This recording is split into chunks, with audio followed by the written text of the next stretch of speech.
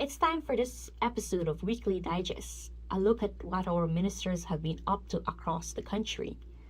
The week wrapped up with a nationwide cleanup campaign that saw government ministers joining citizens from all walks of life to lend a hand in keeping our communities clean and beautiful. We will return to this in a few minutes, but first, let's look at the other events and initiatives that have been making headlines.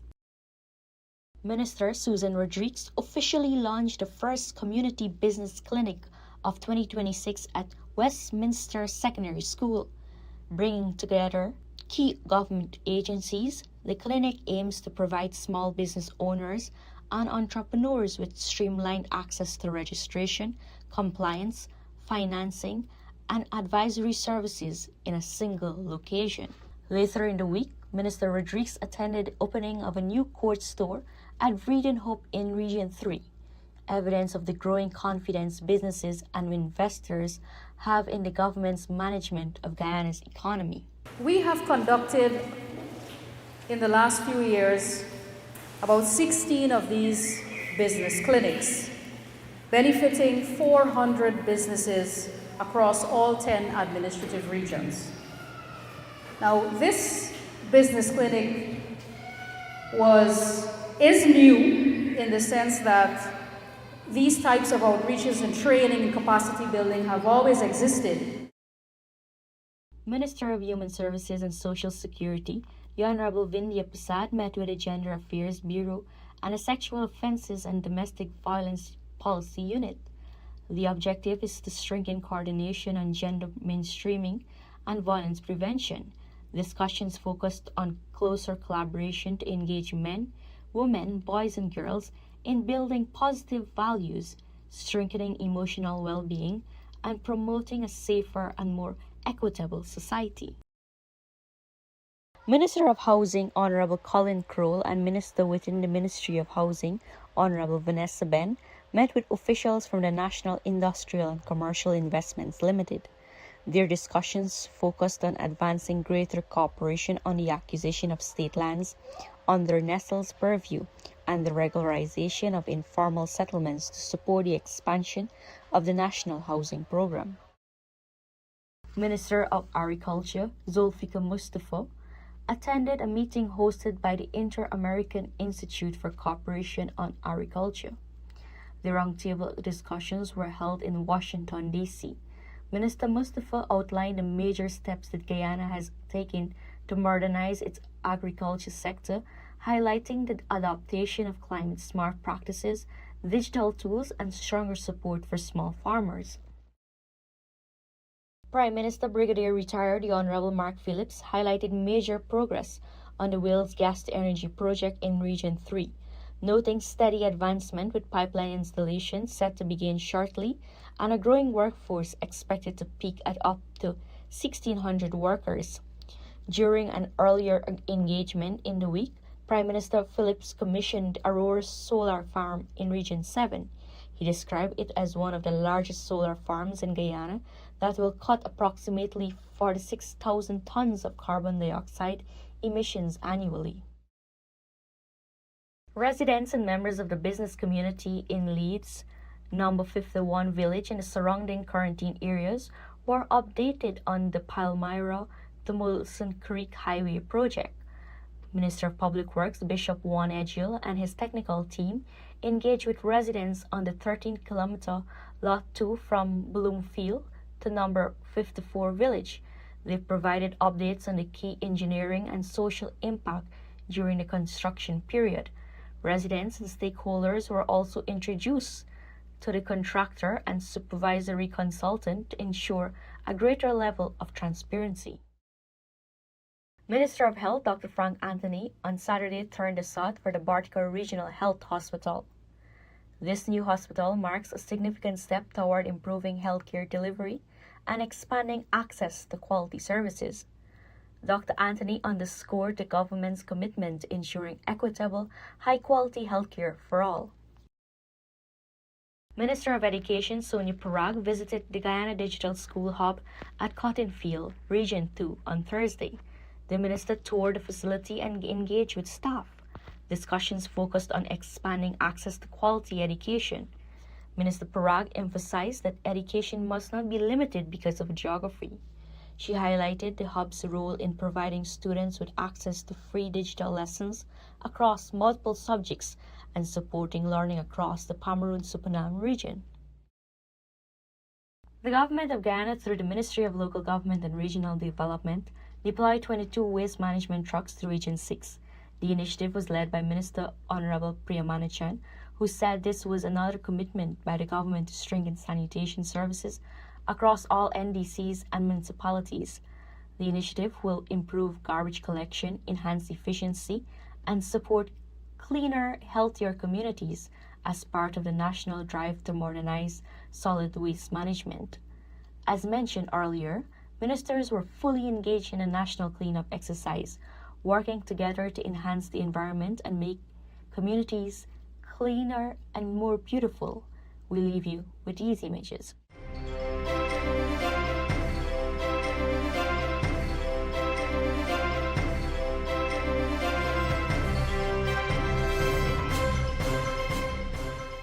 Welcome to the President's Diary, capturing a week of leadership defined by unity, service, and progress. His Excellency President Dr. Mohamed Irfan Ali engaged families at the Kingston Seawall on Easter Monday, but it was a week with much more. The President took steps to help strengthen regional ties among CARICOM nations, while also honoring members of the Guyana Defense Force for their humanitarian service in Jamaica. But first, let's begin with the long Easter weekend. President Ali came out to the Kingston Seawall Esplanade on Easter Monday, greeting families and listening to their stories, sharing their joy as they celebrate with kite flying, music, and food.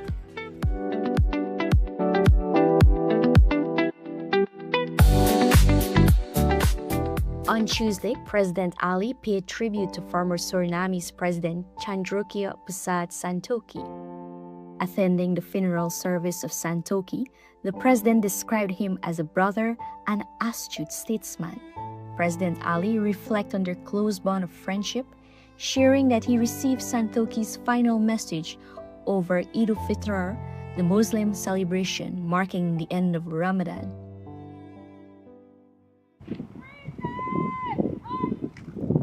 On Wednesday, President Ali delivered a powerful tribute to the ranks of the Guyana Defense Force during a medal decoration ceremony at Base Camp Guyana. He commended their outstanding service in humanitarian and disaster relief efforts in Jamaica following Hurricane Melissa.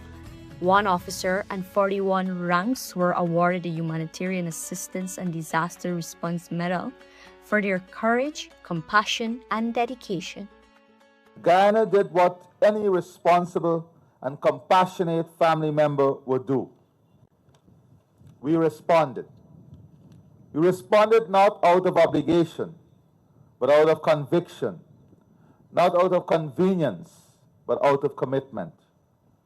Our humanitarian and disaster relief mission to Jamaica was a living expression of regional solidarity. Following his engagement at Camp Ghana, President Ali held bilateral talks with CARICOM Chair and Prime Minister of St. Kitts and Nevis, Terence Drew. Their discussions ended with the signing of a series of memoranda of agreements in areas of agriculture and food security, government modernization, and defense collaboration. President Ali welcomed St. Kitts and Nevis into the Global Biodiversity Alliance, an initiative that he has championed and continues to advocate for. At State House, the head of state held a working lunch with the chair of the United States Export-Import Bank, Mr. John Jovanovic, and his delegation. Discussions focused on key development priorities, including the gas-to-energy project and strengthening cooperation. Following their high-level discussions, the President and members of Cabinet, along with Mr. Jovanovic and the U.S. delegation, joined First Lady Arya Ali and First Son Zain Ali for his annual lemonade sale. The fundraising event raised an impressive $10 million for animal welfare in Guyana. President Dr. Irfan Ali and Trinidad and Tobago's Prime Minister Kamala Pusat Bazezar held talks in Port of Spain on Friday. They agreed to advance and strengthen bilateral ties, focusing on areas such as food security, energy integration, technology exchange, human capital development and security, while also committing to establish a working group to remove trade barriers, boost competitiveness, and support future collaboration. Prime Minister Pusat Bazezar agreed to pay an official visit to Guyana to advance and consolidate economic relations. That concludes this week's episode of the President's Diary, reflecting the continued service and statesmanship of His Excellency President Dr. Mohamed Irfaan Ali. Thank you for joining us, and we look forward to bringing you another edition.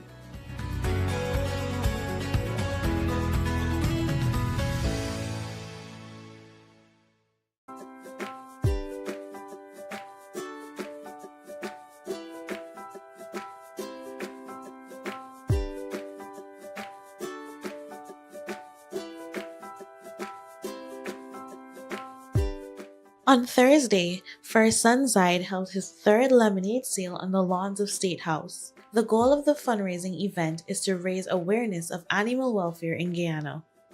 Dozens of families, children, and animal lovers came out to the event to enjoy a cup of delicious lemonade and support the growing animal welfare movement.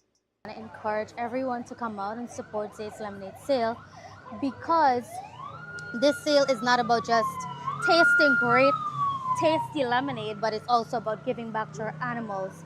And these are our friends that doesn't have a voice, so we want to give back to them. Usually we give to every shelter. Well, we try to capture every shelter, animal shelter in the country, and it's basically about decreasing the overpopulation of stray animals. So this entire initiative is about the spay and neuter campaign. We have invited all our orphan kids. So all the kids from our various homes are here today. It's about 150 to 200 kids. So whenever we have any initiative or any celebration or any function rather at State House, we tend to invite them to come out and celebrate with us, to participate in whatever activity we have going on at State House, because, you know, we always say this is the people's home. So it's welcome to everyone. With the support of First Lady Arya Ali and His Excellency President Mohamed Irfaan Ali and wide cross-section of Guyanese, the initiative amplifies the message of compassion and responsibility toward animals in Guyana.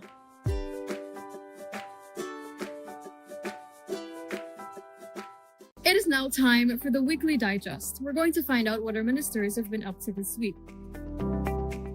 Minister of Tourism, Industry and Commerce Susan Rodriguez met with Caribbean Tourism Organization representatives to advance preparations for the State of the Tourism Industry Conference 2026.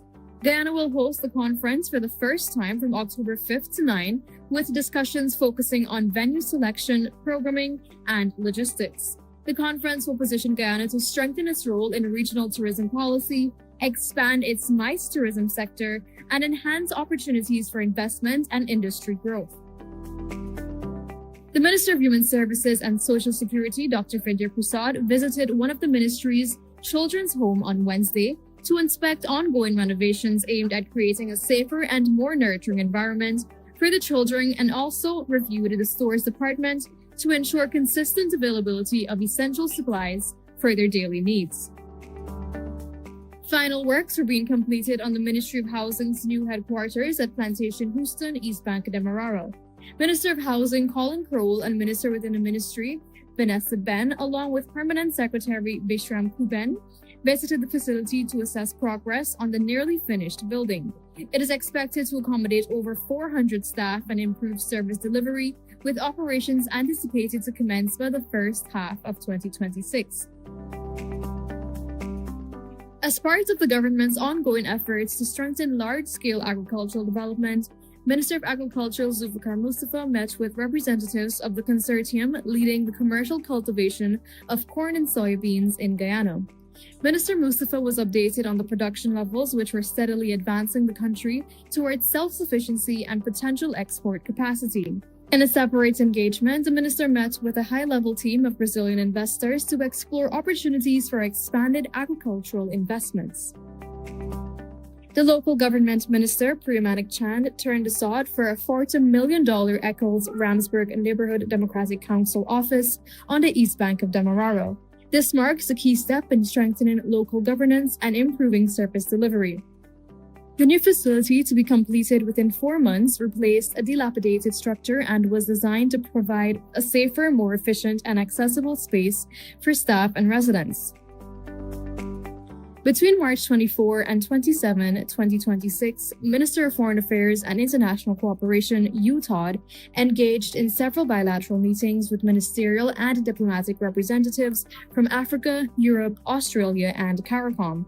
The meetings focused on advancing Guyana's foreign policy and strengthening economic and cooperative initiatives. Housing Minister Colin Crowell, along with Minister of Amerindian Affairs, Sarah Brown-Shadiq, handed over solar panels to residents of Kumaka and Mora in Region 1. A total of 29 households from Kumaka and 18 households from Mora benefited from the initiative, which aims to improve access to reliable and sustainable energy for hinterland communities. Prime Minister Brigadier Retired Mark Phillips said the government of Guyana was advancing a modern, decentralized fire service to strengthen emergency response nationwide.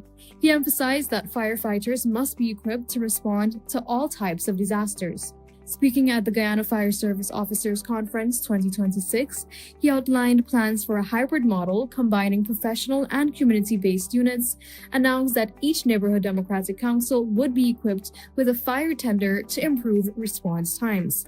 At the end of it all, it is the security of the people that matters most. So today is not simply the launch of a new program. Rather, it marks a meaningful step forward in our country's development and how we prepare for the future of Guyana's national security. The launch of the Government of Guyana's Service Center in Region 2 marked a significant step toward faster and more efficient public service delivery. Minister of Public Service, Government Efficiency and Implementation Zulfikar Ali and his team engaged with residents on the ground, demonstrating how the one-stop hub brought together essential services, including business support, identification, immigration, and environmental services, all in a single location. The Guyana Civil Aviation Authority launched its Women in Aviation Conference in Georgetown on March 30, 2026, bringing together key stakeholders to advance female participation in the sector. Delivering the feature address, Minister Indar called for greater inclusion of women, reaffirming the government of Guyana's commitment to building a modern and world-class aviation industry. Minister of Labour and Manpower Planning, Keoma Griffith, celebrated with 613 graduates of the Board of Industrial Training from Regions 3 and 4 at the National Cultural Centre. He highlighted that they are not just certificate holders but vital contributors to Guyana's workforce and key drivers of the nation's continued growth and transformation. Minister Bishop Juan Edgel urged the Guyana National Shipping Corporation Limited at its 44th annual general meeting to strengthen competitiveness and maximize the value of its waterfront assets to meet growing market demands and achieve greater profitability. Minister of Education Sonia Parag engaged key partners in advancing Guyana's education sector as she received the project brief on the National Water Purification Project, FLOW, which was set to deliver clean water to 155 schools nationwide while promoting sustainability and student welfare, with initial rollout in Regions 3 and 6. As Guyana launches its 60th independence anniversary celebrations, Minister of Culture, Youth and Sports Charles Ramsden delivered a message centered on pride, unity, and national vision. He highlighted the success of Mashramani as a reflection of the country's vibrant and resilient spirit, while emphasizing that Guyanese culture represents a globally recognized brand rooted in unity among the 6 races. And with that, we have wrapped up another episode of Weekly Digest, where we highlighted Guyana's path to transformation. I'll see you next time. Welcome to the President's Diary, your official update on the leadership of His Excellency President Dr. Mohamed Irfan Ali. This week, the President engaged with high-level officials, commissioned the Karasabay airstrip, attended the Good Friday service, and attended one of the most anticipated events in Latam. The head of state met with outgoing World Bank Country Director Lilia Burunchiuk at State House. He expressed deep appreciation for the institution's strong support in Guyana's development. The president highlighted the ongoing collaboration in education, climate resilience, and drainage and irrigation, including the US $6 million drainage pump project aimed at strengthening flood protection across coastal communities.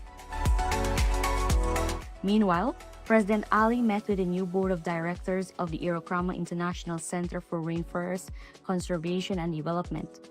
He reviewed plans, offered guidance, and encouraged alignment with the Global Biodiversity Alliance, while reaffirming the center's role in managing 371,000 hectares of forests as a living laboratory that balances conservation, research, and sustainable development.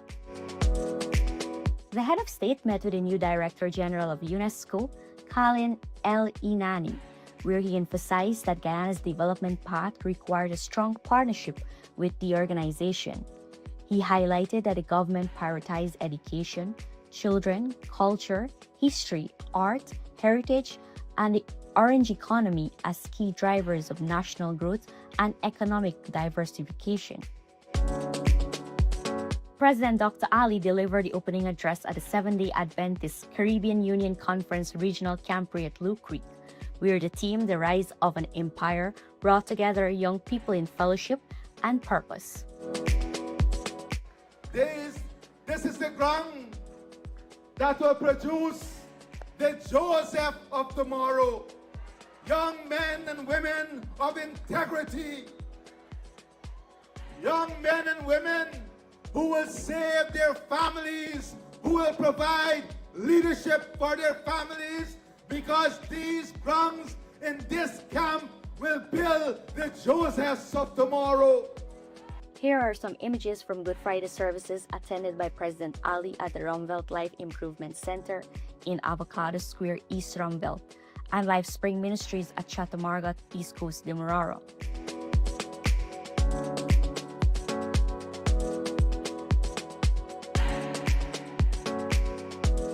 On Saturday, President Ali held a community meeting in the village of Rukamutu, where he listened to the concerns of the residents and offered solutions.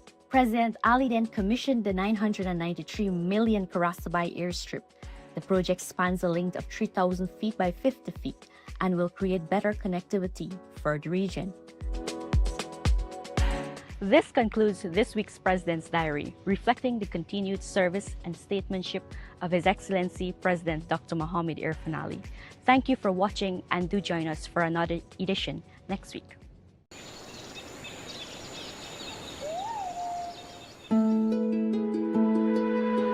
In Region 1, a quiet transformation is currently taking place, and one that's reshaping the way children learn about their environment and their cultural heritage. Through a new curriculum titled My Barima Waini and Me, Our Cultural Landscapes and Wildlife, children are being introduced to ecosystems that exist right in their own communities.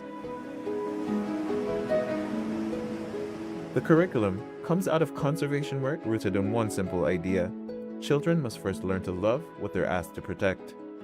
Our journey started out with sea turtle conservation at Shell Beach. And of course, as you may know, Shell Beach is Guyana's only coastal protected area. At that time, it was very important, other than protecting the turtles that came up to nest at Shell Beach between the months of March to August, that we also work with the kids in the surrounding communities. With Ms. Arjun's passion for conservation, the excitement was contagious, sparking a wave of enthusiasm among students and communities alike. And the intent was to have these kids engage with these giants. Leatherback could grow as big as 1,800 pounds, the size of a small car. To have the kids engage with these gentle giants at an early age, to make that very deep connection. And a matter of fact, in the first trip that we did, Marty D'Souza from Moruca was one of the kids on that first trip. And when he went back to Moruca, he founded the first environmental club in Guyana. Now today, Marty is in charge of the Ministry of Education's hinterland program. So it's a real full circle moment because he has been critical in terms of enabling all the work that we have done in Region 1 from 25 years ago when he went out as a young boy to now he's actually heading the Intland program. Since then, the program has expanded with the involvement of the European Union supporting the Forest Governance Program in Region 1. But what began as a separate engagement quickly evolved into something more. The European Union supports our Forest Governance Program in Region 1.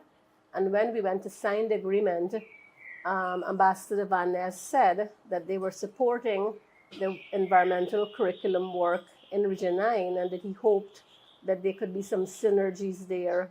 And immediately I contacted the South Rupununi Conservation Society and asked if there was a possibility for us to collaborate. The South Rupununi Conservation Society has been building its own unique model of environmental education. We were also founded about 25 years ago, and that moment occurred because as a result of a discovery of the red siskin. So the red siskin is, at the time, was a critically endangered finch species, heavily trafficked in the 60s. And that discovery led to a group of concerned friends, family that came together and realized that this bird needed to be protected. And of course, through that process, we had to collaborate with schools and the village councils to be able to do those surveys. And from those surveys came a partnership with school administrators who got the students involved. This started out as a simple educational sessions, specifically for bird watching. And then that progressed on to us realizing that the kids were extremely excited, extremely interested in being outdoors and learning about the environment right outside their school compounds. Environmental education became a centerpiece for every project, and from this came the idea to develop a curriculum specifically geared for the Rupununi. The name of the curriculum is called My Rupununi and Me. The first year of that curriculum really focuses on local wildlife, the local environment, and this was really to introduce kids to the local wildlife around them and get them familiar with it. And the second year, the kids get to design their own projects for whatever environmental issues that their communities were facing. And the whole point of this was really what we had realized from our early sessions, our simple bird watching sessions, is that the kids were already knowledgeable in some way, shape, or form about their local environment.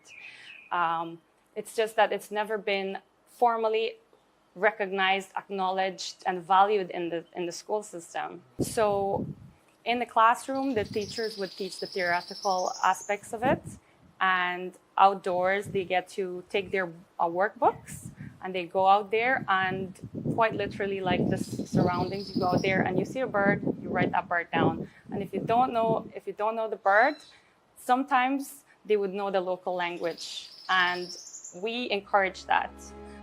The same collaborative, community-driven model that was used in Region 9 was applied to develop the environmental curriculum in Region 1. In our training facility at Imbatero, which I'm happy Maya went and saw for herself, when we put that facility to have the workshops and the training and to host the kids and their visits as well, I ensured that we painted the entire myth of the Warao people, a beautiful mural on the ceiling that was done by our own Indigenous artist, Courtney Maturian Douglas. Because again, it tells the story of the Waraos being sky peoples who came down to earth and they're now living in this, watery landscape for 11,000 years. The development of the environmental curriculum brought together SBM Offshore Guyana, the Department of Education Region 1, and the National Center for Education Resource Development, or NCERD. We have a very rich legacy in terms of our national conservation initiatives, pre-LCDS, and of course now with LCDS 2030. and all of the work, for example, that the president is doing under the Global Biodiversity Summit Alliance, and the plans to continue on that initiative. So I think we have all these pockets in the different regions doing phenomenal environmental awareness work. Science with an innate conservation system. That work has earned the team a prestigious award in March 2026, the St. Andrews Prize for the Environment. It was presented to the Environmental Education Curriculum Coordinator, Alyssa Melville. We won that St. Andrews Prize for the Environment, and that comes with a $95,000 US support in order to advance the environmental education curriculum, not only for Guyana, but the future of the environmental education, and see how it can be adapted to other countries in the Guyanas, South America, beyond. But it's an extremely emotional. We're deeply proud of Alyssa, and this goes to our partners, the communities, the kids. Yeah, it's a big day for us today. As Guyana continues to invest in innovative, community-driven environmental solutions, this achievement signals a powerful step forward in shaping a more sustainable and informed future. With global recognition and growing regional potential, the environmental curriculum stands as a testament to what collaboration, vision, and leadership can achieve, both at home and beyond our borders.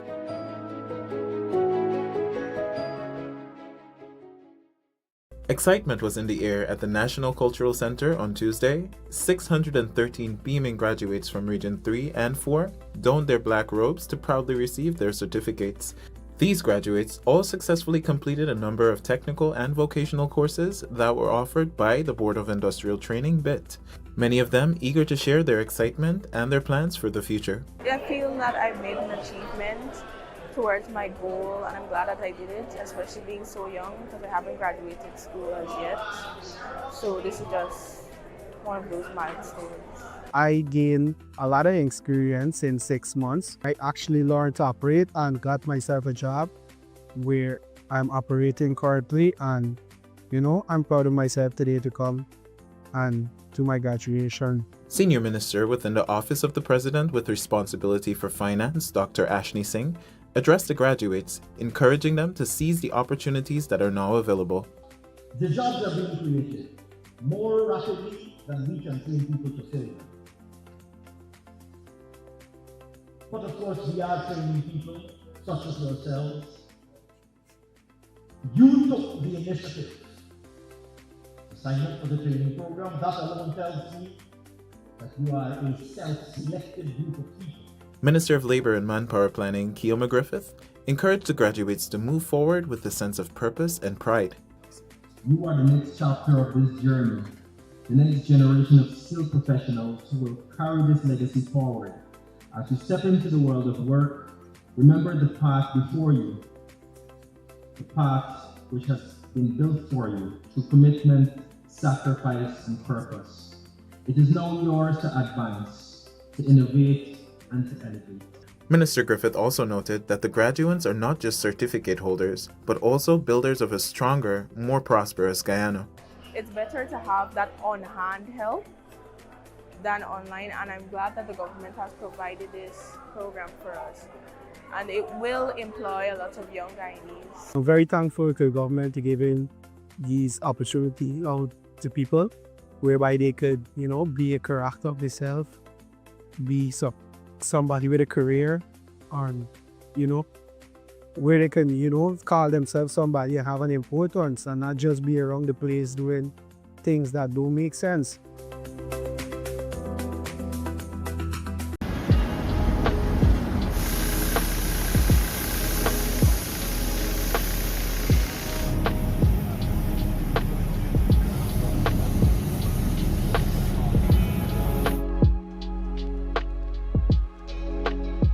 Gold mining in the Marudi Mountains, it dates back to more than a century, to a time when miners operated in an atmosphere of uncertainty, with little to no coordination and operations were scattered randomly across the region.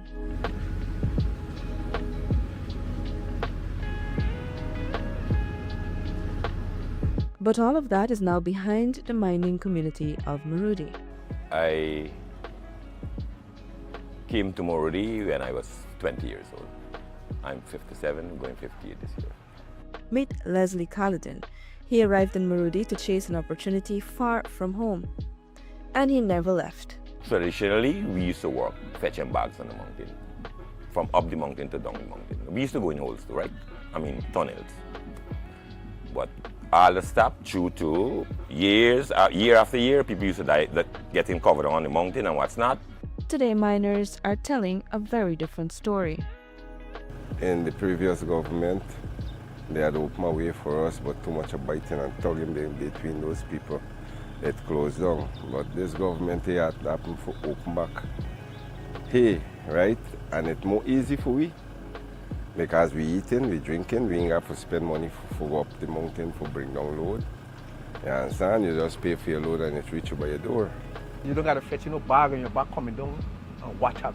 You just go up there with your little jet and thing on the crusher, do your thing, post it, if you take a 2 hours, you get in the 20,000-25,000 in your pocket. But that shift from the past to the present didn't happen overnight.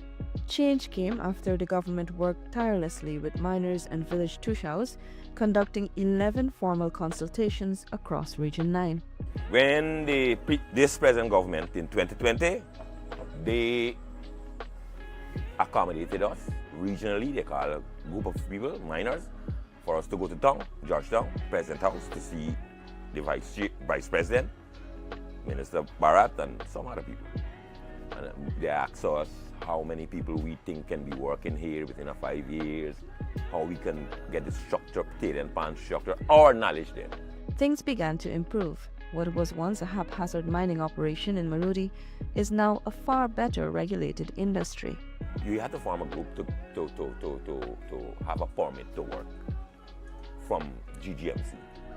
This one is right there. So they advised us to join the Guyana Co-op Society, which we did. And we registered the Rupununi Mining Association Co-op Society Limited.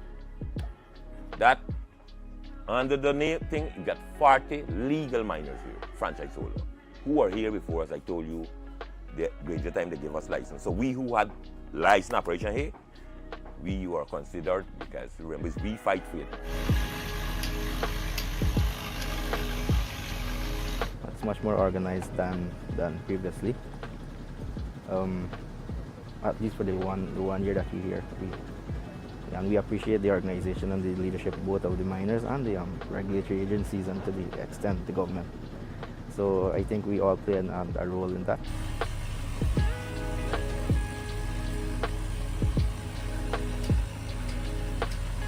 The new mining regulations come with environmental safeguards, such as a ban on the use of mercury. And there is also strict oversight. The Guyana Geology and Mines Commission maintains a visible presence on the ground in Marudi. The purpose of the GGMC here has always been to maintain strict compliance with the mining practices and to ensure that gold produced in Marudi goes to the Guyana Gold Board and is sold only to the Guyana Gold Board or licensed traders. And that has been happening. That has been an excellent initiative by Mr. Rees and RMA and the Minister. So we are at a very high level of compliance in the mining activities at Marudi. But regulation alone isn't the full story. For communities in the deep south of Rupununi, inclusion plays a key part in fueling the industry. It's only fair for us to be part of the, of the table, to sit around the table to see how we can bring some solution to some of the issues that currently exist. For leaders like Nicholas Fredericks, consultation between the key stakeholders leaves little to no room for misinformation to creep in. This meeting would have tabled some issues that would have been misleading by other social media platforms, and we would have been a bit pleased with some of the questions that was asked, and the response would have been much more pleasing to some of the misleading information that would have been tabled out on social media. But beyond new regulations, there is no denying the immense benefits mining delivers to families and communities. Across several villages, employment, small businesses, and community-led projects are all feeding off the energy of mining. And in some cases, revenues are being reinvested into long-term development, managed transparently and reported at village meetings. We have projects set aside for livelihoods. We doesn't want to go and just blow out money on celebrations, march, or any other kind of occasion, but for projects, we want to leave a legacy that is there for the village.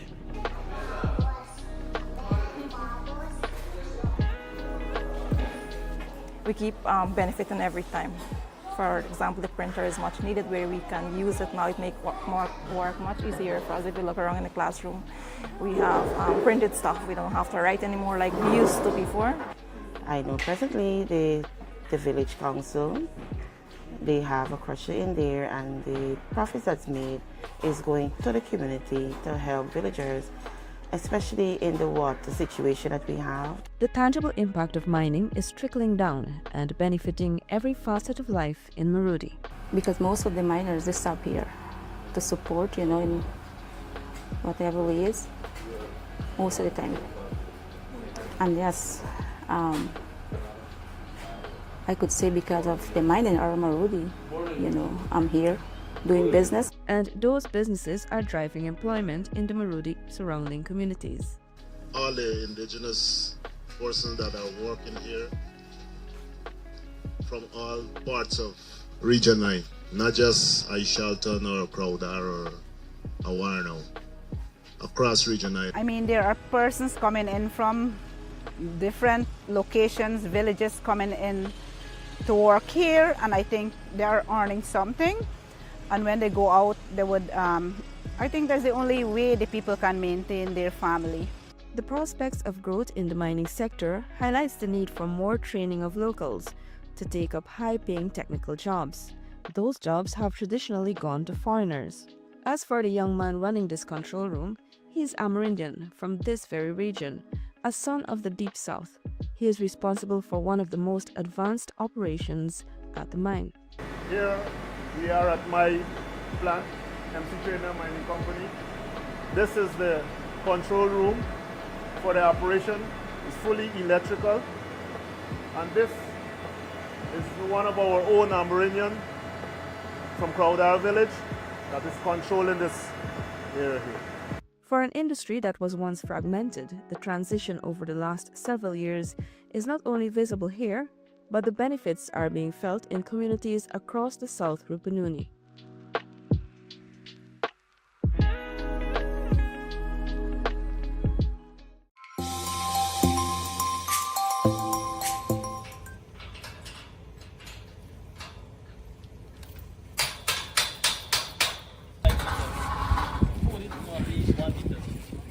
Assembling scaffolding equipment properly is vital to ensuring a safe worksite. And now, the Board of Industrial Training BIT at Unity Mahaica can offer future Guyanese workers practical hands-on training on how to put together a scaffold.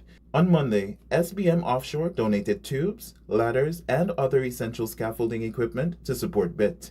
Additionally, Panthera Solutions Inc. delivered scaffolding accessories to further enable BIT's lecturers with the necessary science of scaffolding. Minister of Labor and Manpower Planning, Keoma Griffith, stressed that workplace safety must continue to be a priority. This donation today takes the Board of Industrial Training closer to being able to supply and provide Guyanese with opportunities so that they can work in every sphere of our society's development, especially in the higher risk ones. And so this will go a very, very far way, not only in workforce development, but in capacity building and local content. The BIT program will focus on hazard identification and fall prevention, addressing one of the leading causes of workplace injuries in Guyana. It's time for the weekly digest. We're going to find out what our ministers have been up to this week. Dominican Republic Week made its historic debut in Guyana with a vibrant launch at the Marriott Hotel in Georgetown. Minister of Tourism, Industry and Commerce, Honorable Susan Rodriguez, joined Dominican Republic Ambassador, His Excellency Ernesto Torres Pereira, for the ceremonial ribbon cutting, marking the official start of the celebration. The two-day event showcased Dominican culture and commerce while also opening pathways for cultural exchange and business collaboration between Guyana and the Dominican Republic. Speaking at the launch of the revised laws of Guyana 2022 and the Guyana Law Reports 2008 to 2021 at the Ortichong Conference Center in Liliandau, Attorney General and Minister of Legal Affairs, Mohabir Anil Nandalal, highlighted the importance of accessible, updated legal information in ensuring citizens can understand and exercise their rights. This launch is the culmination of a project that will allow easy access to two primary sources of law: statute law, that is legislation enacted by Parliament, and secondly, judge-made law, that is law made by judicial decisions interpreting and applying the laws enacted by Parliament. The law revision component of the project involved the consolidation as well as the revision of all current legislation. This is a process of combining the legislative provisions on a single topic into one coherent enactment.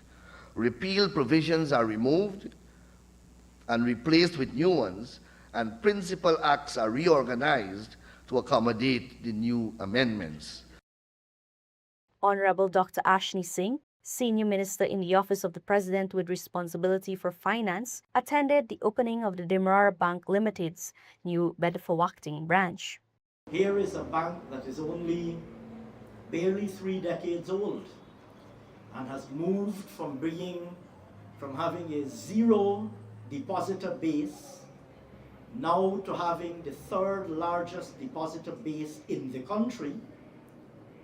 And the two other banks that have a larger depositor base than you are banks that have more than 100 years of presence in Guyana and previously in what was then British Guyana.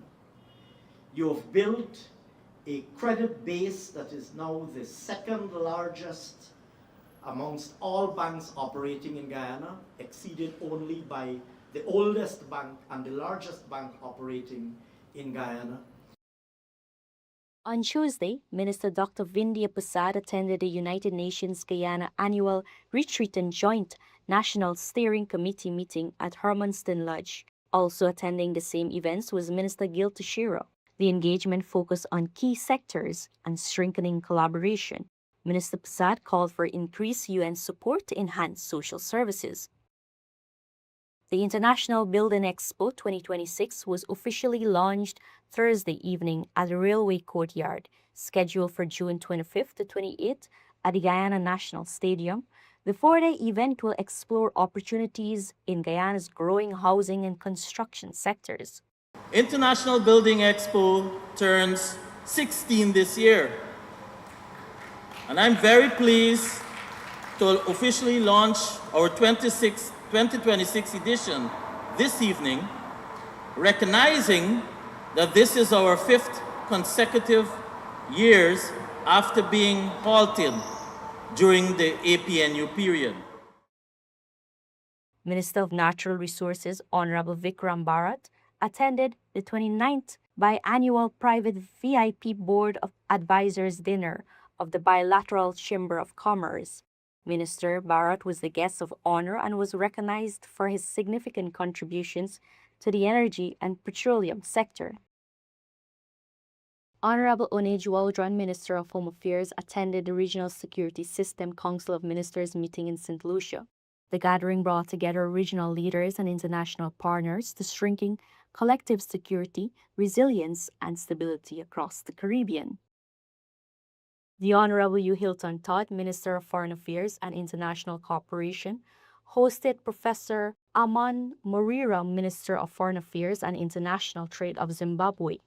The ministers discussed strengthening bilateral relations, technical cooperation in agriculture, CARICOM African Union ties, and Guyana's United Nations Security Council experience. Minister Todd pledged full support for Zimbabwe's bid for a non-permanent seat on the UN Security Council for 2027 to 2028. Minister of Amerindian Affairs, Zeerbrang Shadik, handed over the keys of a brand new ambulance to the residents of Maburuma sub-region. The ambulance will be an asset to healthcare system and help improve access to timely and quality medical care across Region 1. Prime Minister Brigadier Retired Mark Phillips met with representatives of the European Union and private sector partners at the Office of the Prime Minister on Camp Street. The meeting focused on strengthening Guyana's digital transformation through collaboration and infrastructure, technological innovation, and strategic partnerships under the AU-LAC Digital Alliance and Global Gateway Initiative. During the UN Country Team Annual Retreat in Guyana, discussions on public sector efficiency, governance, and digital transformation were advanced as Honorable Zulfikar Ali, Minister of Public Service, Government Efficiency and Implementation, engaged with United Nations representatives and national stakeholders.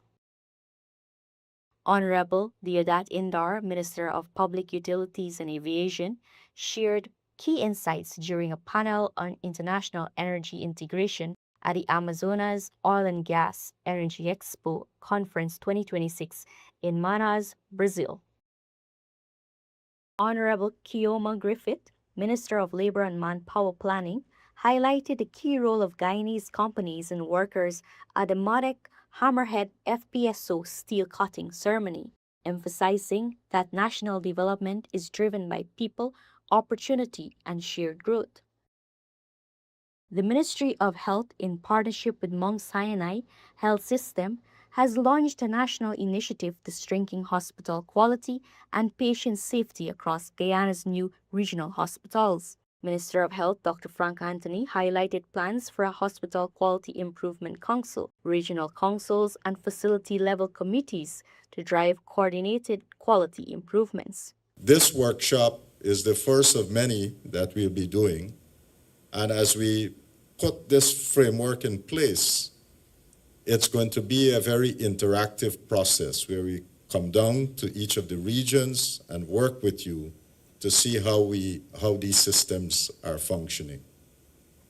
We don't have all the guidelines. So we'll have at the ministry level, we'll have to set up some committees to work on different guidelines. The committee would know everything. So what we need is, while you might have a core group of people, we will bring in the relevant experts to work with us so that we can develop these guidelines.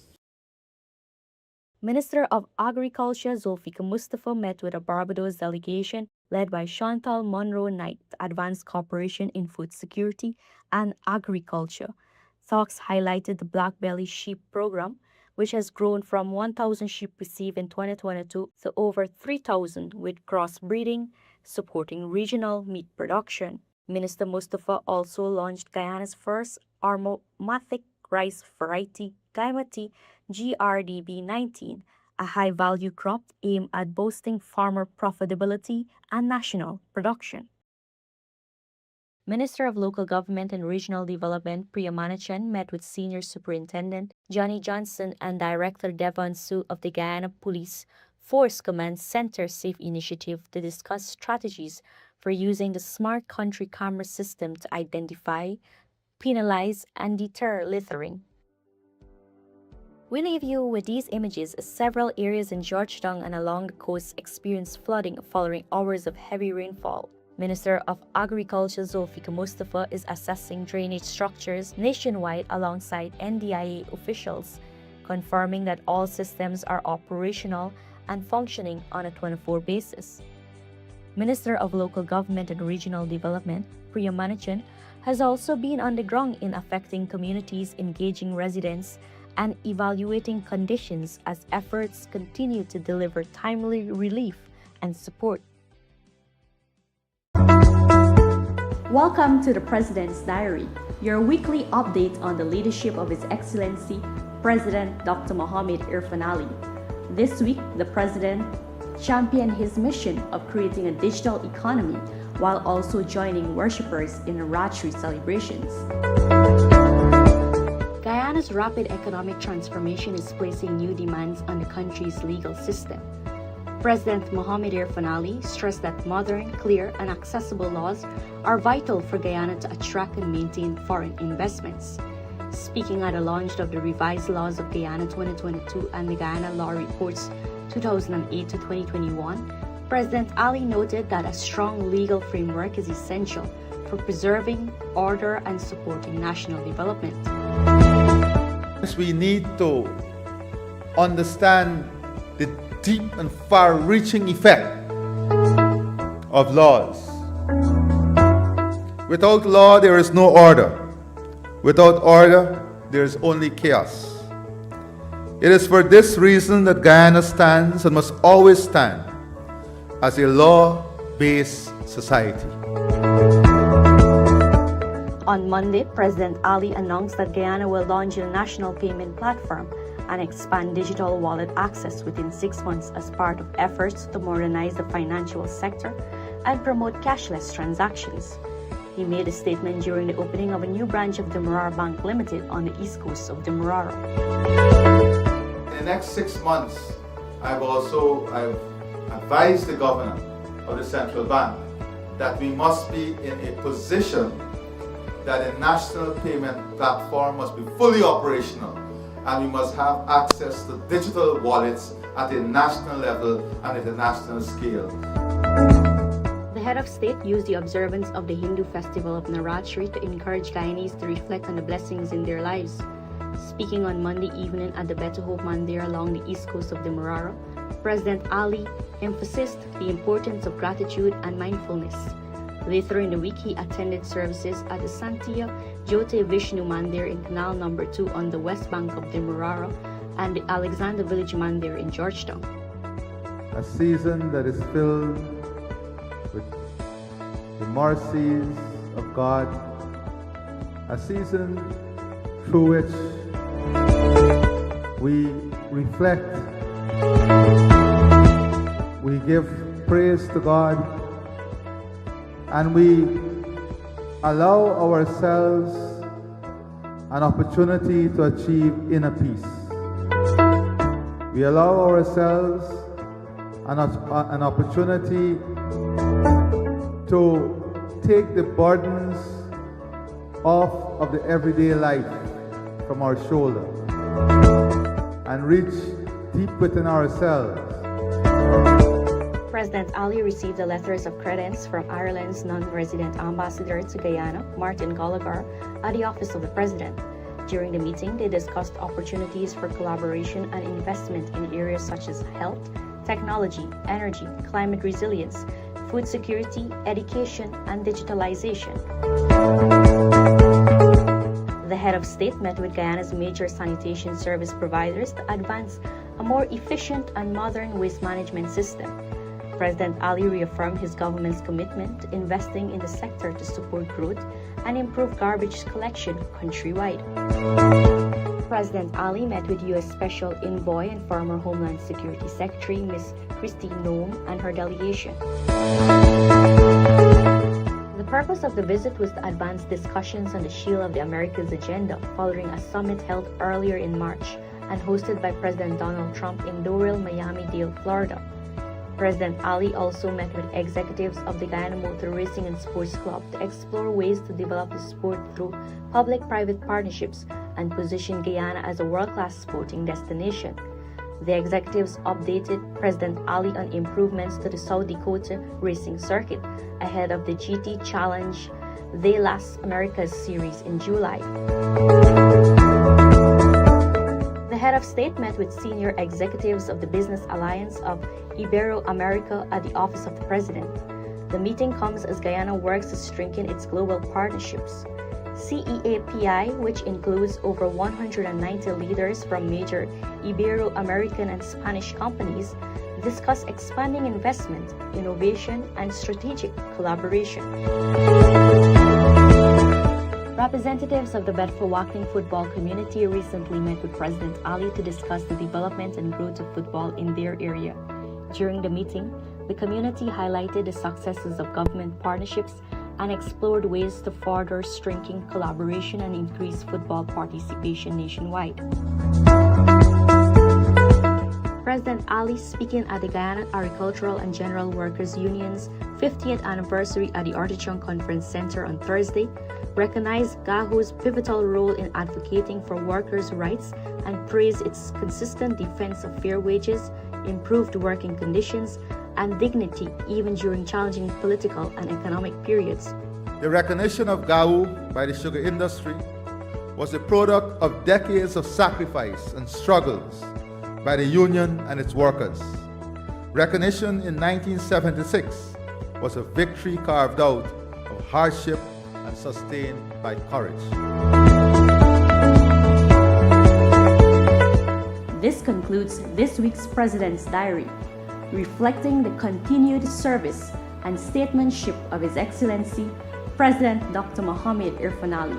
Thank you for joining us, and we look forward to bringing you another edition. Welcome to Region 2 Hydroponic Facility, right? It's one of 3 in the country. This is the only one on Region 2. So what we basically do here is that we focus on high value crops. Okay, that's what we cultivate. Pak choy, we got celery, we got shallot, we have peppers and tomatoes over there.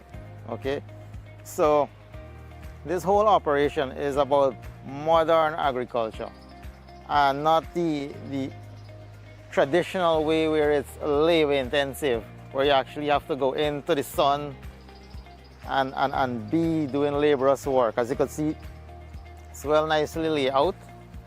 The beds are raised for easy access. This is it. The plants grow in a nutrient-rich solution. Okay? What it does, it guarantees faster growth, more uniform crop, okay, which we are able to now sell to the community. We sell at an affordable price, steady supply, so as to guarantee food security within the surrounding communities. So this will help mitigate, like when we have bad weather conditions, we have excessive rain, we have excessive drought, our facility keeps producing because we're controlled. Every aspect of the production is controlled. So we're not susceptible to the harshness of the weather, so to speak. The government really do something nice here, build a nice shade house here. I produce a lot of things from this shade house here. As the cheapest cost, at least I'm a farmer too. I have customers who supply like greens and things, so I produce for the market there. So when I come here, I get a cheaper cost, so I can give it customers for a cheaper cost, so they can even make $1. When at the end of the day, you know, you must satisfy with everything. So I really thank the government for all what you do here. We are overjoyed with this. It makes the resident comfortable. You know, market is a heartbeat for a community, and Saudi market is one of the going markets when it comes to Sunday. Vendors from charity to Supunam always be attracted to Saudi, and with this great initiative of this government and the way that our market would attract more vendors, and as presently now the market is under construction, as you can see, right? And they'll be accommodating approximately 131 vendors, which will make life easier for us also, because if you see on the road, we have road vending, which is illegal, and which we see the market could accommodate that amount, and I think it could accommodate more, because which will be beneficial for them and the safety also for the road. So I must thank the government, His Excellency Dr. Mohamed Irfaan Ali, for this, and also local government. Mayor Minister Priyamanichan play a great role by assisting us and making everyone's life comfortable. Thank you. First of all, gratitude to the government of Guyana for such a massive investment into Region 2. Here we're standing at the training center here in Saudi, which is near completion. And upon completion, we will be training healthcare providers in all categories.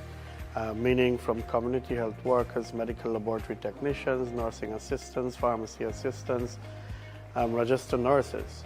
And also, we will be having a Faculty of Health Science here, where our people here in Region 2 can study medicine here and have their practical and training done at the Lima Regional Hospital. This training center will benefit all of our people here in Region 2, especially the young folks who've just finished school, who parents are adamant to send them to Georgetown.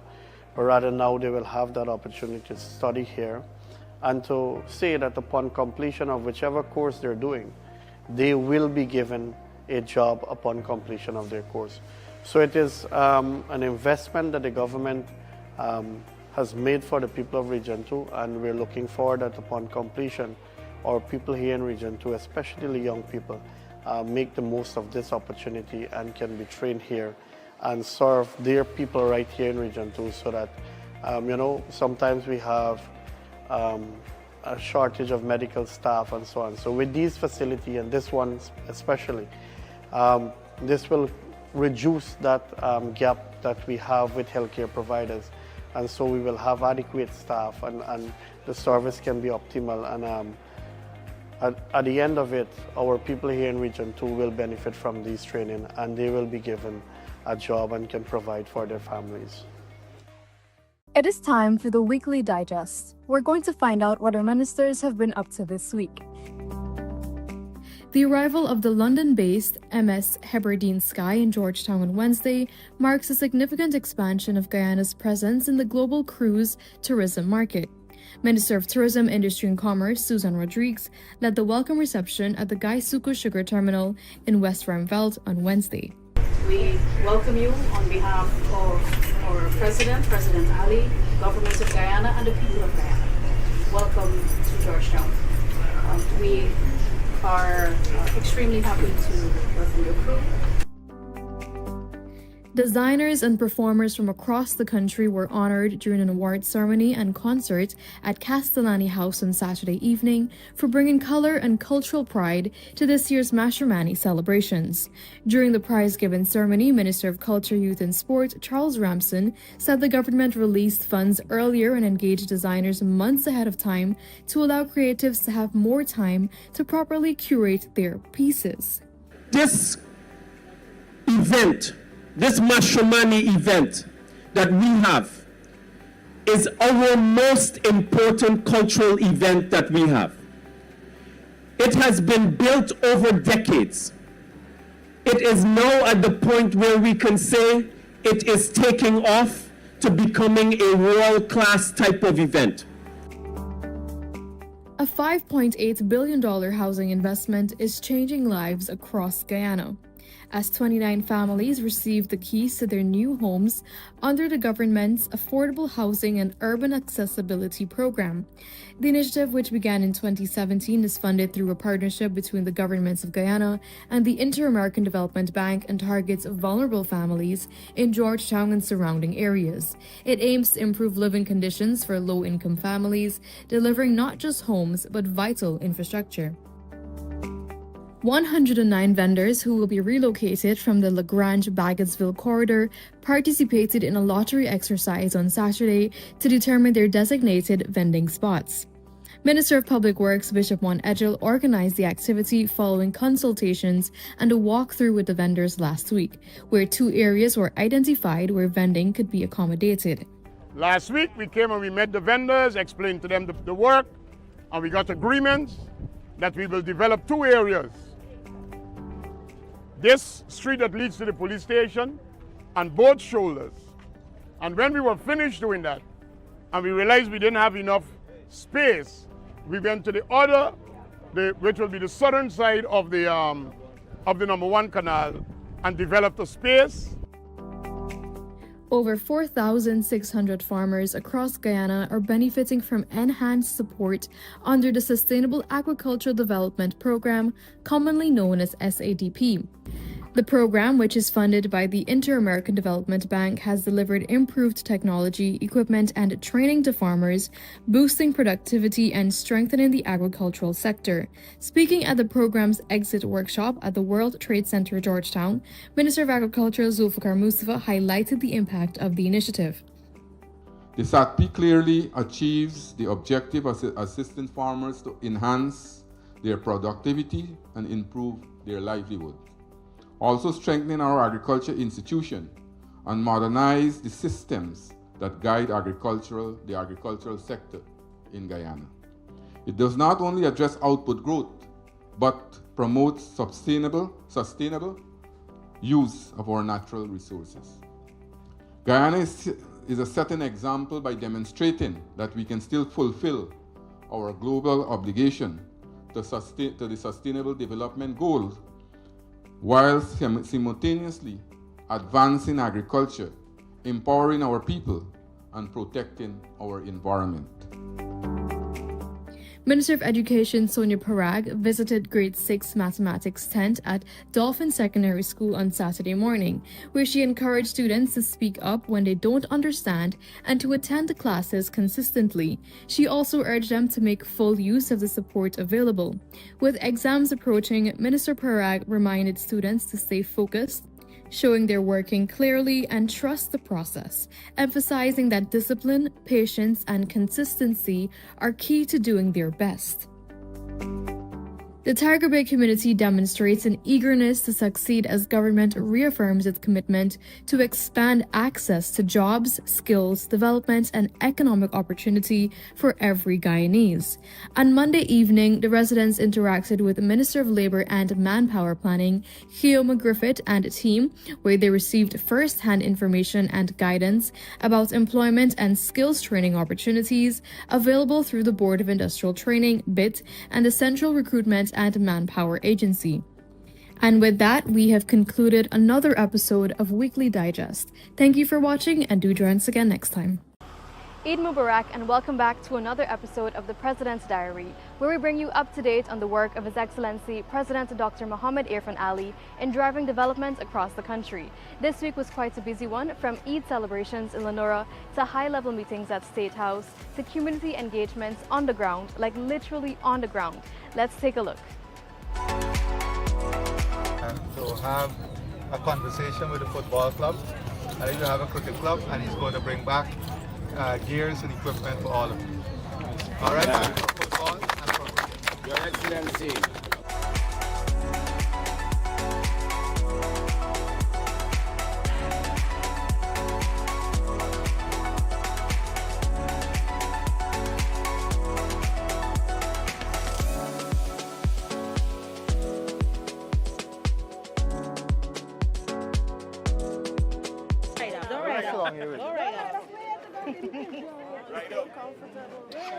Oh, you said all right, all right. Hold on the President. Hold. All right. What is that? That's it.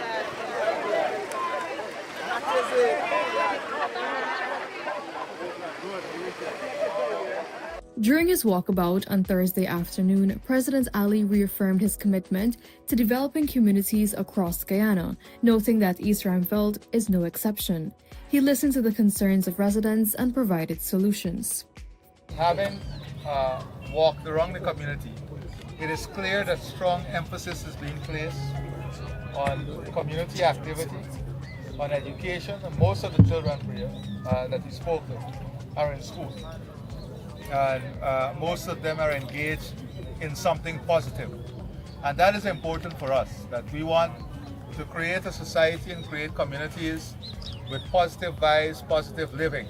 The president announced plans to address drainage, sanitation, and infrastructure issues, including a new market tarmac.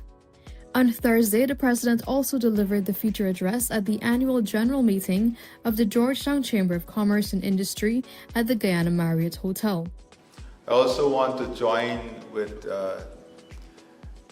President Trump and the United States in calling on all parties in the Gulf to move towards dialogue and to have constructive conversation in normalizing the situation. It was on this note the president reiterated the call for the establishment of Guyana's very own oil refinery.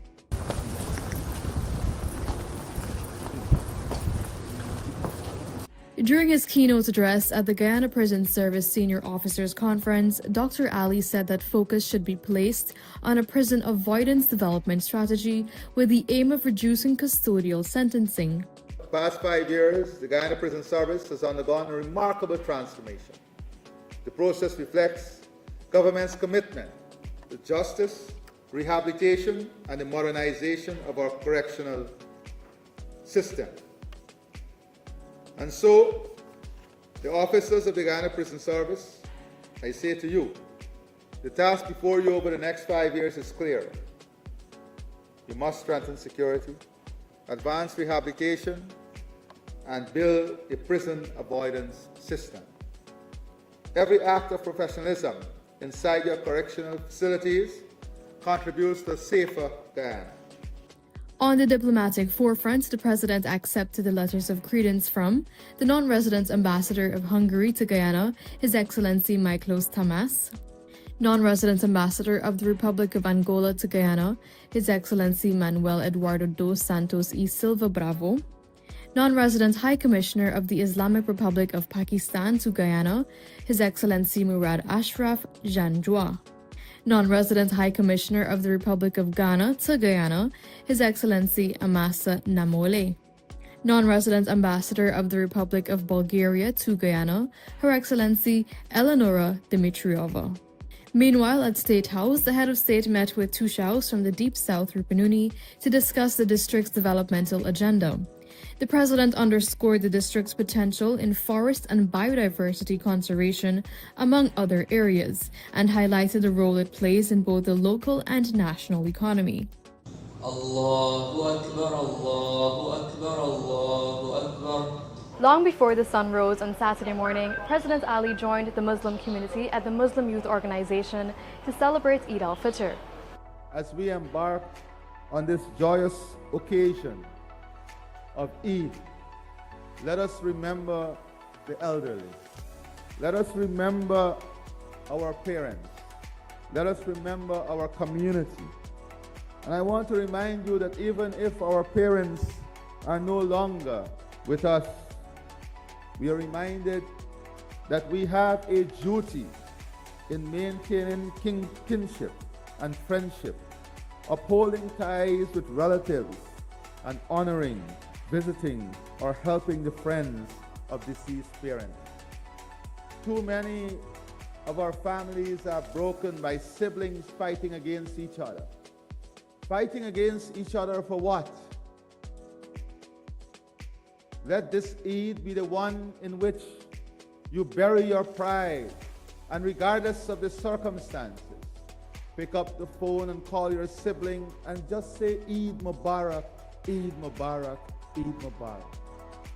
Let the joy of Eid and the blessings of Ramadan be that impetus that allow us to be different, that allow us to be merciful.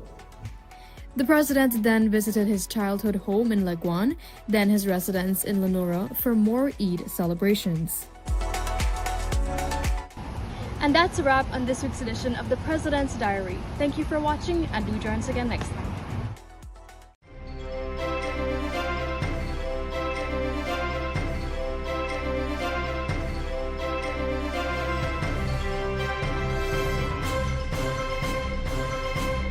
It is now time for the Weekly Digest. We're going to find out what our ministers have been up to this week. As part of the government's ongoing commitments to create cleaner, healthier communities, 10 garbage compactor trucks are currently en route to Region 2 to strengthen solid waste management in the region. Minister of Local Government and Regional Development, Priyamanik Chand, is bringing the president's promise to reality by ensuring every Neighborhood Democratic Council, NDC, and municipality is equipped with at least one garbage compactor truck. So we're very, very glad to be able to do this for you and with you. But we expect to see a cleaner Essequibo coast. We expect to see you starting campaigns that bring in the kind of energy where people do not want to litter on the streets, where people do not want to throw their garbage away on the streets. So we expect to see a cleaner Essequibo coast. Guyana is reaffirming its commitment to strengthening access to justice for women and girls on the international stage. Minister of Human Services and Social Security Dr. Vindya Prasad on Wednesday delivered a presentation at the United Nations Commission on the Status of Women in New York, highlighting Guyana's progress in advancing gender equality. Access to justice is fundamental to achieve gender equality. Legislation must be accompanied by education on rights, access to affordable legal services, effective law enforcement, and timely and reasoned judicial action. Trust is also critical. Women and girls must believe that pursuing action will yield justice. Support systems are also helping survivors access medical care, legal assistance, and safe shelter through the Hope and Justice Centers across Guyana. Approximately 6 weeks ago, President Irfan Ali launched an ambitious homestead agricultural project, and on Wednesday, the women of Tiger Bay harvested their first crop. They were accompanied by the Agriculture Minister Zulfikar Mustafa, Local Government Minister Priyamanik Chand, and Sport Minister Stephen Jacobs and other technical officers. Approximately between 30 to 40 pounds of celery here, right? With the price, the current price, this is approximately $40,000 per ton. And every week beyond that, you'll harvest another $40,000. So by the end of it, you might harvest approximately close to $250,000. And the whole idea is to make us, one, self-sufficient, and two, income earners, and with particular focus on our vulnerable communities, which would be really women and young people. Plans are underway to expand, with 50 shade houses to be established in and around Tiger Bay. Senior Minister in the Office of the President with responsibility for finance, Dr. Ashni Singh, attended the Amazonia Forever meeting as part of the 2026 annual meetings of the Boards of Governors of the Inter-American Development Bank, IDB, and IDB Invest, being held in Asuncion, Paraguay. During discussions, he reaffirmed Guyana's strong support for the Amazonia Forever initiative, which aligns with Guyana's pioneering low-carbon development strategy 2030. I'm extremely pleased to say that during the course of next week, these central government employees who already received their government salaries into their bank accounts will receive their cash grants next week. Back home in Guyana, the finance minister announced that the first tranche of cash grant payments will commence next week. Under the new system, payments will be made directly through banks, a move designed to eliminate long lines often associated with cash grant distribution. We want to encourage as many people as possible to receive their cash grant in using the same modality.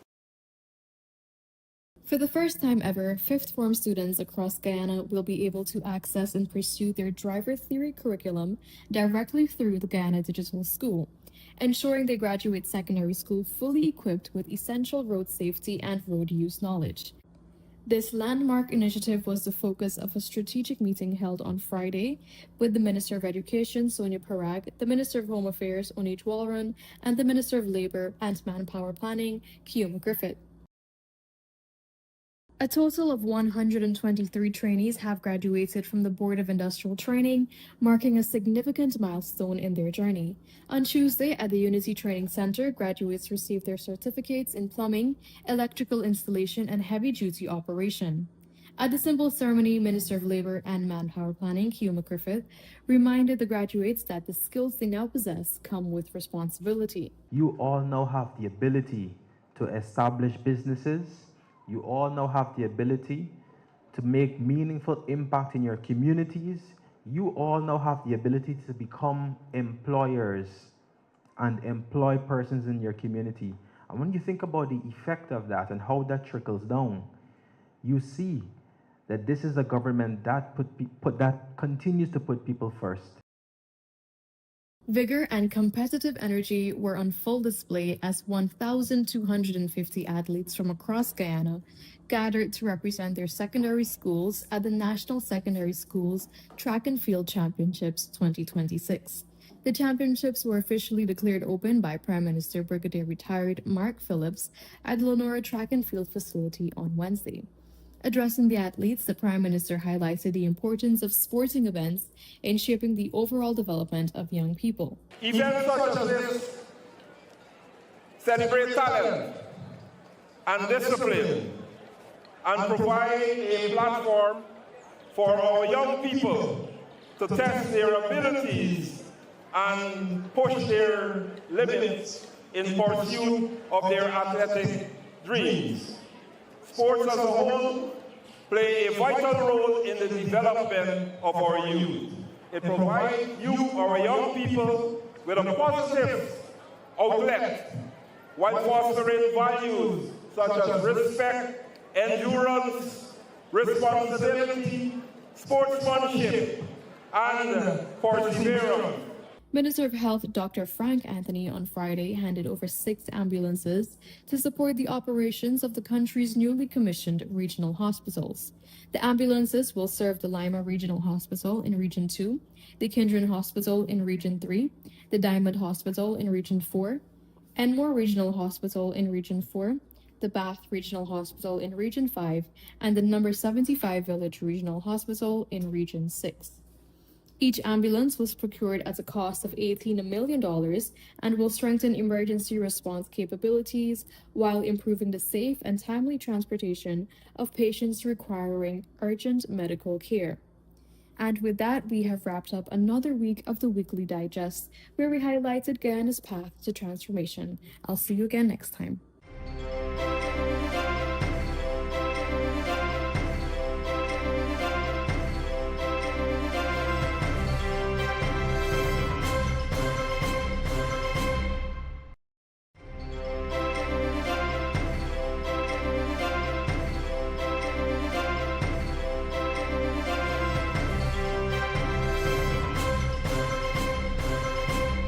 It is now time for the Weekly Digest. We're going to find out what our ministers have been up to this week. As part of the government's ongoing commitments to create cleaner, healthier communities, 10 garbage compactor trucks are currently en route to Region 2 to strengthen solid waste management in the region. Minister of Local Government and Regional Development Priya Manik Chand is bringing the President's promise to reality by ensuring every Neighborhood Democratic Council, NDC, and municipality is equipped with at least 1 garbage compactor truck. So we're very, very glad to be able to do this for you and with you. But we expect to see a cleaner Essequibo coast. We expect to see you starting campaigns that bring in the kind of energy where people do not want to litter on the streets, where people do not want to throw their garbage away on the streets. So we expect to see a cleaner Essequibo coast. Guyana is reaffirming its commitment to strengthening access to justice for women and girls on the international stage. Minister of Human Services and Social Security Dr. Vindya Prasad on Wednesday delivered a presentation at the United Nations Commission on the Status of Women in New York, highlighting Guyana's progress in advancing gender equality. Access to justice is fundamental to achieve gender equality. Legislation must be accompanied by education on rights, access to affordable legal services, effective law enforcement, and timely and reasoned judicial action. Trust is also critical. Women and girls must believe that pursuing action will yield justice. Support systems are also helping survivors access medical care, legal assistance, and safe shelter through the Hope and Justice Centers across Guyana. Approximately 6 weeks ago, President Irfan Ali launched an ambitious homestead agricultural project, and on Wednesday, the women of Tiger Bay harvested their first crop. They were accompanied by the Agriculture Minister Zulfikar Mustafa, Local Government Minister Priya Manik Chand, and Sport Minister Stephen Jacobs and other technical officers. Approximately between 30 to 40 pounds of celery here, right? With the price, the current price, this is approximately $40,000 per salad. And every week beyond that, you'll harvest another $40,000. So by the end of it, you might harvest approximately close to about $250,000 crop. And the whole idea is to make us, one, self-sufficient, and two, income earners, and with particular focus on our vulnerable communities, which would be really women and young people. Plans are underway to expand, with 50 shade houses to be established in and around Tiger Bay. Senior Minister in the Office of the President with responsibility for finance, Dr. Ashni Singh, attended the Amazonia Forever meeting as part of the 2026 annual meetings of the Boards of Governors of the Inter-American Development Bank, IDB, and IDB Invest, being held in Asuncion, Paraguay. During discussions, he reaffirmed Guyana's strong support for the Amazonia Forever initiative, which aligns with Guyana's pioneering low-carbon development strategy 2030. I'm extremely pleased to say that during the course of next week, these central government employees who already received their government salaries into their bank accounts will receive their cash grants next week. Back home in Guyana, the finance minister announced that the first tranche of cash grant payments will commence next week. Under the new system, payments will be made directly through banks, a move designed to eliminate long lines often associated with cash grant distribution. We want to encourage as many people as possible to receive their cash grant in using the same modality. For the first time ever, fifth form students across Guyana will be able to access and pursue their driver theory curriculum directly through the Guyana Digital School, ensuring they graduate secondary school fully equipped with essential road safety and road use knowledge.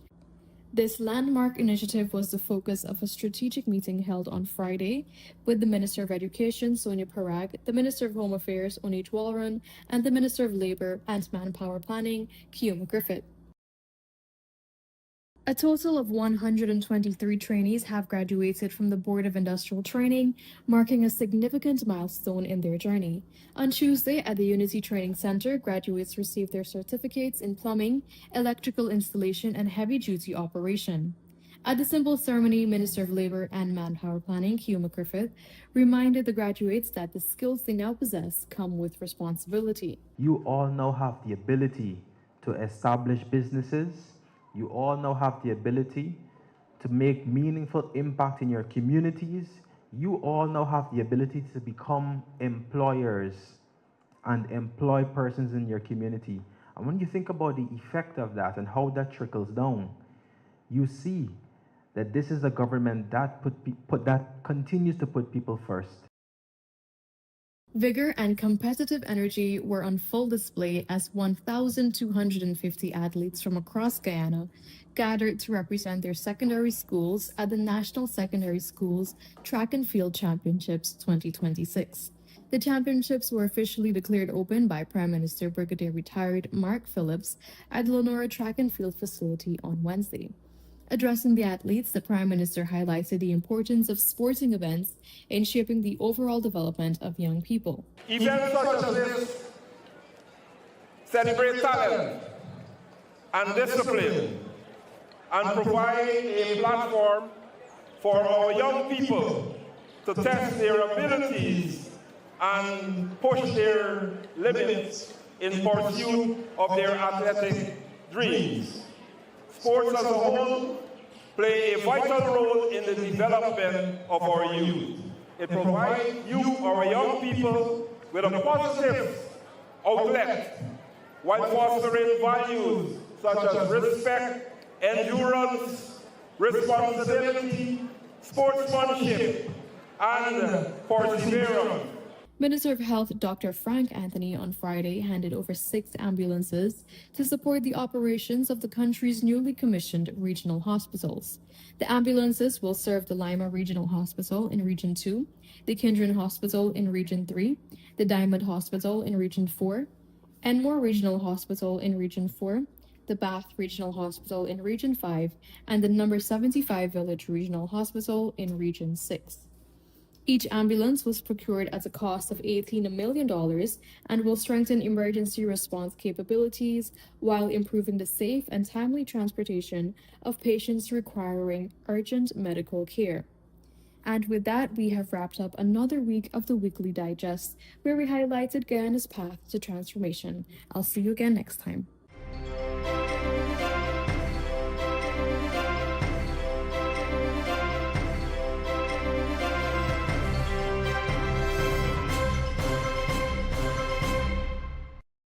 Welcome to the President's Diary, your weekly journey through leadership in action, where decisions aren't just made, they're lived. Join us as we follow President Dr. Mohammed Irfan Ali in a week filled with service, strategy, and pride. Approximately 6 weeks ago, President Ali launched an ambitious homestead agricultural project.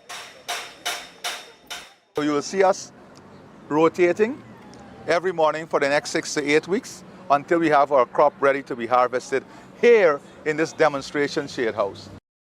Last Wednesday, the Shade House demonstration at the One Guyana Kitchen on Main Street recorded its first harvest of 35 pounds of celery, with the first batch sold to Massey Supermarket at $1,300 per pound. Over the next 32 weeks, an average of 45 pounds will be harvested weekly, bringing total production for the cycle to approximately 1,475 pounds and generating an estimated $1.9 million in revenue.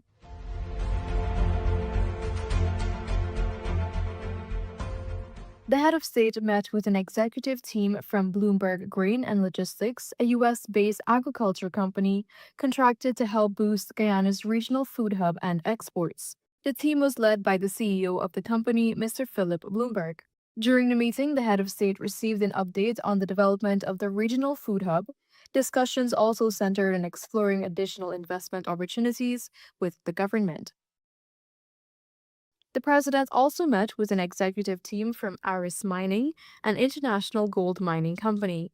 Discussions focus on the Toto Peru Gold Project in Region 7, which represents an investment of more than US $800 million in Guyana and is expected to generate employment for over 150 persons. The team was led by the company's chief executive officer, Mr. Neil Woodyer.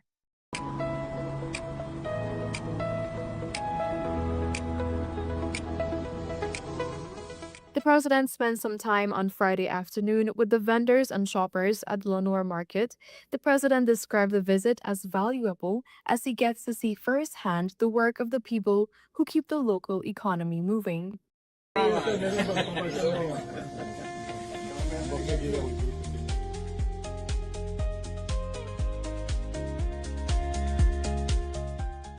On Saturday morning, the president visited the Lenora outfall, listening to the experiences and challenges of fishermen.